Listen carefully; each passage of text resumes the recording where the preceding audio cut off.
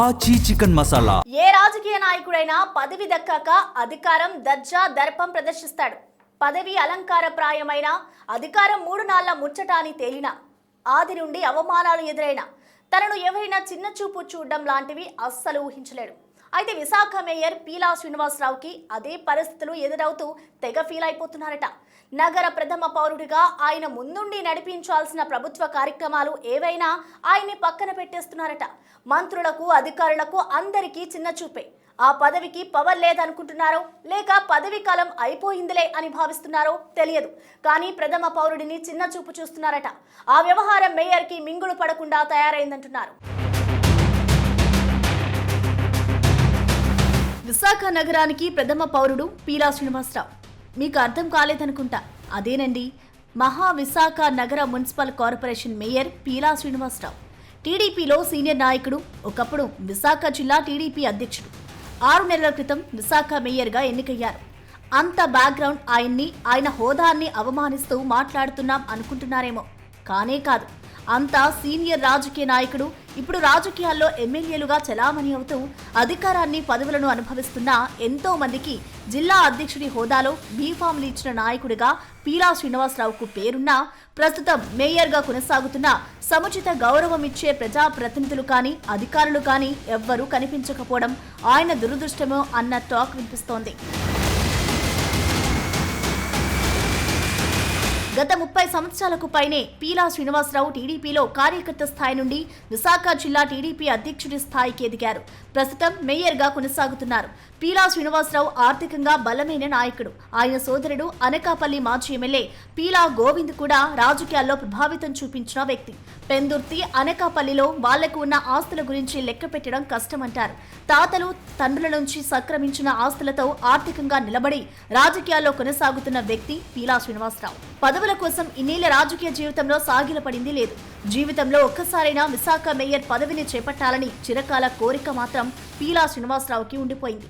ఆర్థిక స్తోమిత, TDP senior నాయకుడిగా పేరు ఉన్న పదవి మాత్రం జీవీఎంసీ కార్పొరేటర్ స్థాయికే పరిమితం అవుతూ వచ్చింది. 2025 ఏప్రిల్లో జరిగిన విశాఖ మేయర్ మార్పుతో 33 ఏళ్ల తర్వాత విశాఖ నుంచి టీడీపీ మొదటి మేయర్గా పీలా శ్రీనివాసరావు ఎన్నికయ్యారు. అంత పేరు, పలుకుబడి అన్నీ ఉన్నా మారుతున్న రాజకీయ పరిణామాల్లో పీలా శ్రీనివాసరావు గుర్తింపు లేని నాయకుడిగా మారిపోయి అధికారం కంటే అవమానాల్ని ఎక్కువగా భరిస్తున్నట్లు కనిపిస్తోంది. ఎప్పటికైనా విశాఖ మేయర్ పీఠంపై కూర్చోవాలని ఆశించిన పీలా శ్రీనివాసరావు 2025 ఏప్రిల్లో వైసీపీ మేయర్ని దించేసి టీడీపీ నుండి మేయర్గా ఎన్నికయ్యారు. కేవలం 11 నెలలు మాత్రమే పదవి ఉందని తెలిసినా తనకున్న పలుకుబడిని ఉపయోగించి మేయర్గా ఎన్నికయ్యారు. చూపులకు గాని, మాటలకు గాని శాంతి స్వభావిగా కనిపించే మేయర్ చిన్న వ్యక్తి అనుకుంటున్నారో లేదా పట్టించుకోకపోయినా పర్లేదు అనుకుంటున్నారో తెలియదు. కానీ ప్రస్తుత విశాఖ జిల్లాలోని ప్రజాప్రతినిధులు కానీ, ఉన్నత స్థాయి అధికార యంత్రాంగం కానీ ఆయనకు కనీస గౌరవం ఇవ్వకపోవడం చర్చకు దారితీస్తోంది. గత నెలలో జరిగిన విశాఖ ఉత్సవాల్లో నగర ప్రథమ పౌరుడిగా ముఖ్య భూమిక పోషించాల్సిన మేయర్ పీలా శ్రీనివాసరావుకు వేదిక మీద మారుమూలాన సీటు కేటాయించడంతో అవమానానికి గురై నేరుగా జిల్లా కలెక్టర్తోనే గొడవ పడాల్సిన పరిస్థితి నెలకొంది. అంతేకాదు, జీవీఎంసీ కౌన్సిల్లో గీతం యూనివర్సిటీకి భూముల క్రమబద్ధీకరణ అంశాన్ని తీర్మానం చేయడానికి కూటమి ప్రభుత్వం నిర్ణయిస్తే కార్పొరేటర్లు ఒకరిపై ఒకరు దాడులు చేసుకుంటూ పోడియంను చుట్టుముట్టినా మేయర్కు కనీస రక్షణగా కూడా అధికారులు గాని, కూటమి కార్పొరేటర్లు గాని ముందుకు రాకపోవడం గమనార్హం. పార్టీ కార్యక్రమాల నిర్వహణలో ప్రాధాన్యత ఇవ్వకపోయినా విశాఖ మేయర్గా డివిజన్లలో జరిగే కార్యక్రమాలు గాని, మంత్రుల, ఎమ్మెల్యేల సమక్షంలో జరిగే కార్యక్రమాలకు గాని మేయర్ను ఖచ్చితంగా ఆహ్వానించాల్సి ఉంటుంది. కానీ మేయర్ ఎక్కడా కనిపించకపోవడం, టీడీపీలో సీనియర్లుగా చెప్పుకునే ప్రజాప్రతినిధులు ఆయనకు కనీసం గుర్తించకపోవడం నిజంగా అవమానించడమే అన్న చర్చ జోరుగా సాగుతోంది.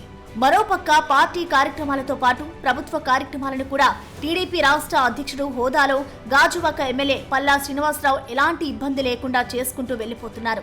జేవీఎంసీ పరిధిలో 3 జనసేన ఎమ్మెల్యేలు, 1 బీజేపీ ఎమ్మెల్యే ఉండడం ఈ 3 మేయర్ను సొంత వ్యక్తిగా భావించకపోవడంతో ఎలాంటి కార్యక్రమాలకు పిలవకుండా చిన్నచూపు చూస్తున్నారని ప్రచారం జరుగుతోంది. దానికి తోడు భీమిని నియోజకవర్గం ఎమ్మెల్యేగా ఉన్న మాజీ మంత్రి గంటా శ్రీనివాసరావు తన నియోజకవర్గంలో జరిగే కార్యక్రమాల్లో ఎవ్వరినీ అడుగు పెట్టనియరు. గాజువాక ఎమ్మెల్యేగా, టీడీపీ రాష్ట్ర అధ్యక్షుడిగా పల్లా శ్రీనివాసరావు తన పనులు తాను చేసుకుంటూ పోతారు.